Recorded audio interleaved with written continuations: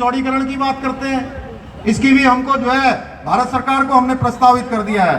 भाइयों बहनों, आप सब जानते हैं अजय भट्ट जी हमारे सदैव कर्मशील रहे हैं, जुझारू हैं। आपने देखा होगा लगातार यहाँ आते रहते हैं। मैं कई बार उनको फोन करता हूँ सवेरे, तो कहते हैं कि मैं अभी रात को यार दिल्ली था और रात में चल के हल्द्वानी पहुंच गया हूँ, आज मैं यहाँ काशीपुर पहुंच गया हूँ, आज मैं नानकमता पहुंच गया हूँ।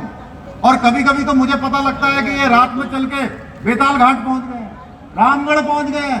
भाइयों बहनों, बहुत सरलता से ये काम करते हैं। इसलिए मेरा आप सबसे आग्रह है कि आदरणीय मोदी जी के नेतृत्व में आज भारत भी तेज गति से आगे बढ़ रहा है। हमको उधम सिंह नगर नैनीताल इस लोकसभा संसदीय क्षेत्र से आपको बहुत ही ऐतिहासिक मतों से यहाँ से जिताकर भेजना है, क्योंकि मोदी जी के नेतृत्व में जो आज बड़े बड़े काम हो रहे हैं, जिसको हम लोग बहुत कठिन समझते थे, वो सारे के सारे काम आज धरातल पर उतर रहे हैं। 2014 के बाद देश लगातार बदला है, देश की कार्य संस्कृति बदली है, देश के अंदर लोगों के अंदर एक जोश जुनून पैदा हुआ है। हर एक भारतवासी के मन में ये भाव पैदा हुआ है कि अब हर एक भारतवासी दुनिया के किसी भी क्षेत्र में जाकर नेतृत्व कर सकता है। ये भाव जगाने का काम किसी ने किया है तो हमारे प्रधानमंत्री मोदी जी के नेतृत्व में हुआ है। भाइयों बहनों, आज मोदी जी केवल हर वर्ग को सशक्त और समृद्ध ही नहीं बना रहे हैं, बल्कि उनकी गारंटी है, वो जो कहते हैं वो करते हैं। ये गारंटी है किसानों को, नौजवानों को, बुजुर्गों को, मातृशक्ति को, हर वर्ग के उत्थान की उनकी गारंटी है।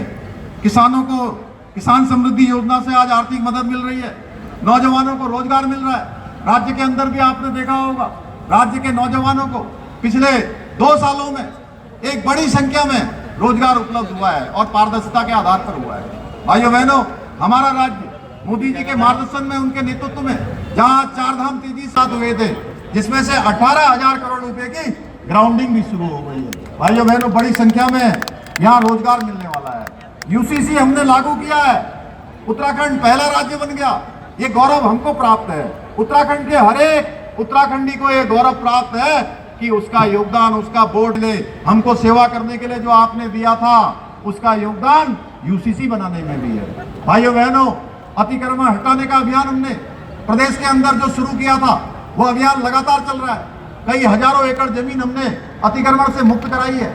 नकल रोकने के लिए जो हमने कानून बनाया, वो एक मॉडल बन गया है हमारी मातृशक्ति को आगे बढ़ाने के लिए।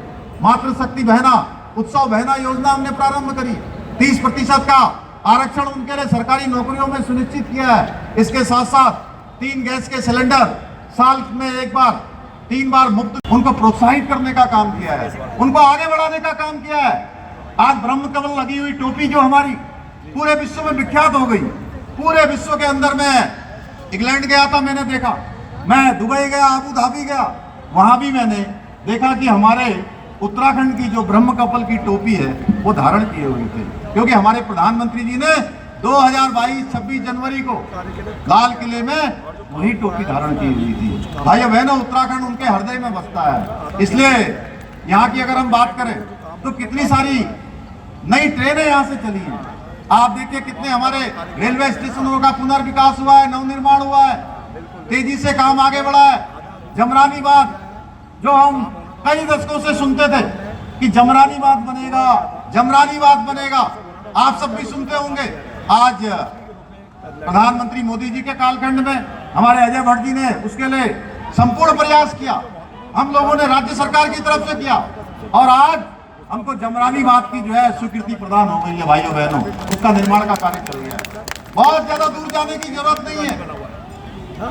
बहुत सामान्य बात लगती होगी कि हमारे राज्य के अंदर दूसरा एम्स भी खुल गया है, दूसरा एम्स भी खुलने जा रहा है, हमको दूसरे एम्स की भी स्वीकृति हो गई है। कहा तो बहुत सारे राज्यों में एक एम्स भी नहीं खुल पाया है, और उत्तराखंड में यही उधम सिंह नगर में, यही हमारे रुद्रपुर में, यही किच्छा में, यहीं पर दूसरा एम्स बनने जा रहा है। एम्स का सैटेलाइट सेंटर खुलने जा रहा है।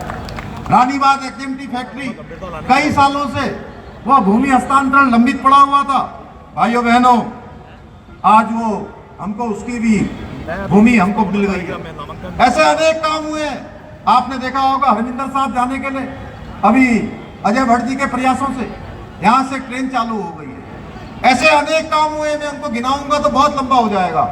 अगर हम सड़कों की बात करें तो कितना आसान आज सड़कों में जाना हो गया है। इनके ऊपर बड़ी जिम्मेदारी थी, ये भारत सरकार में मंत्री भी थे, उसके बावजूद भी इन्होंने लगातार लोकसभा क्षेत्र के लिए काम किया है। अभी पिछले दिनों में जसपुर आया था, डॉक्टर सिंघल जी यहाँ मंच पर हैं, तब भी मैंने कहा था कि जो धामपुर काशीपुर रेलवे लाइन है उसकी भी हमको आगे भविष्य के लिए स्वीकृति मिल गई है।